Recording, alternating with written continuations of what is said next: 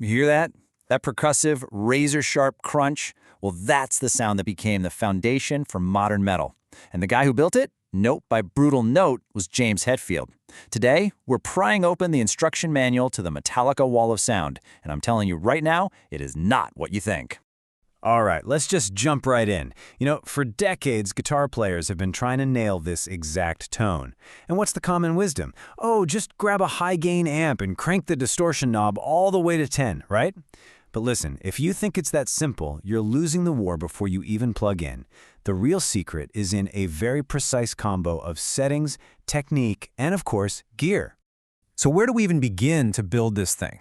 Well, and this is probably going to surprise you, it's not with the gain knob. Nope, we start with the EQ. Equalization is the first and honestly the most critical step in sculpting the sound.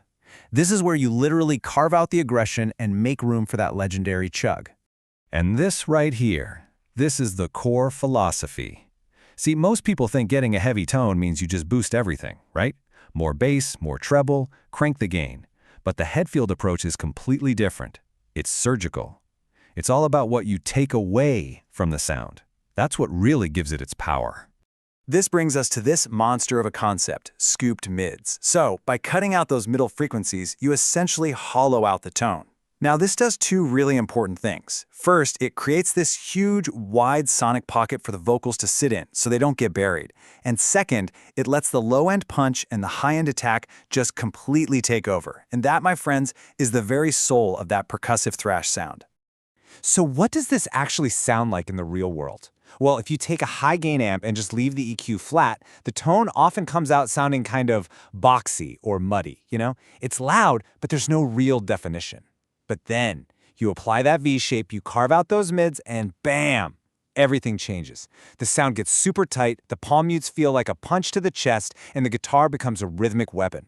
And here it is. This is the exact blueprint. These are the legendary settings from the Mesa Boogie Mark IC Plus's 5-band graphic EQ, the amp that basically defined the entire Master of Puppets era. You can literally see the V-shape. We're boosting that low-end thunder down at 80 Hz and that high-end sizzle up at 6600 Hz. But the real magic number, the most important one on this slide, is sitting right there in the middle. And get this isn't just some fan theory. This is straight from the amp's own manual. That massive cut at 750 Hz, that's everything. This is the frequency that can make a guitar sound kind of honky or cluttered.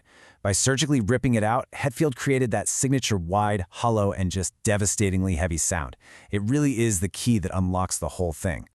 All right, so we've carved the shape of the sound with the EQ. Now let's talk about the fuel. And it's time to debunk probably the biggest myth in all of heavy metal, the role of gain. We all think it. You gotta dime the gain knob to get heavy, right? But what actually happens when you do that? The signal just gets completely oversaturated. You lose all the tightness, you lose all your note definition, you lose that percussive attack. It just turns into this fizzy, compressed mess, which is the exact opposite of that super precise Metallica rhythm we're chasing. So what was the real number? Well, on that Mesa/Boogie for the Master of Puppets stone, the gain was actually set right around a 7 or an 8.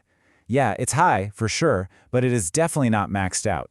This was the sweet spot. It gave him enough saturation for a heavy sound, but it kept all the clarity and the articulate attack you need for those lightning-fast riffs. And that really brings us to the most important lesson from this section. The weight, the power, that sheer heaviness of the tone, it isn't coming from an electronic setting on an app. It's physical. It's all about how hard you hit those strings, which leads us directly to the true engine of the Metallica sound. This is it. This is the soul of the machine. For a second, just forget the amp, forget the EQ. The power, it all comes from the player's right hand and a relentless, punishingly simple technique. It all comes down to one single, brutal, non-negotiable rule. And that rule is, it's all downstrokes. Yep, all the time. No exceptions.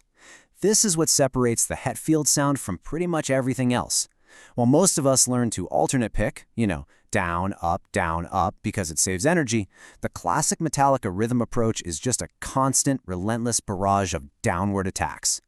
Just let that sink in for a second. 7 downstrokes, every single second.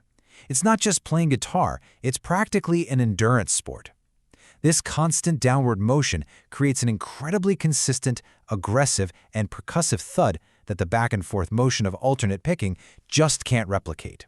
And this really just sums it all up. You can have all the right gear in the world, but if your right hand isn't doing the work, if you're not committing to the downpicking, you're never going to capture that essence.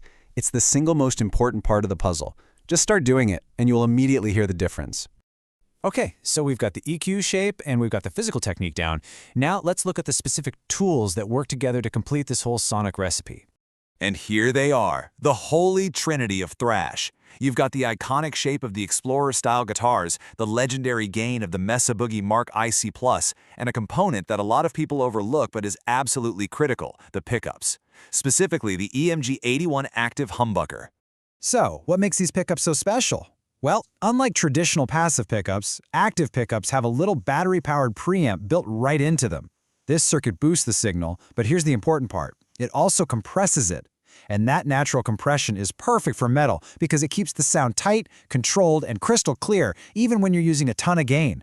It's what stops the sound from turning into mud during those fast, palm-muted riffs. And when you lay it all out like this, the choice becomes pretty obvious, doesn't it? While passive pickups are amazing for their warmth and dynamics in styles like blues or classic rock, they can get really noisy and lose their definition under high gain. Active pickups are literally engineered for this exact job. They deliver that high output, low noise, modern signal that is absolutely essential for the tight, aggressive thrash sound we're breaking down. And this really brings us to our final and most crucial point. You can go out and buy the amp, you can dial in that perfect EQ, you can even install the right pickups. But the sound, the true weight of it, that doesn't come from a box. It comes from the player. It's about the mind telling the hand to execute a relentless physical technique. So there you have it. We've deconstructed the blueprint. The scooped EQ, the controlled gain, the active pickups, and that punishing downstroke engine. All the pieces are on the table. So the only question left is, have you got the stamina and the precision to put it all into practice?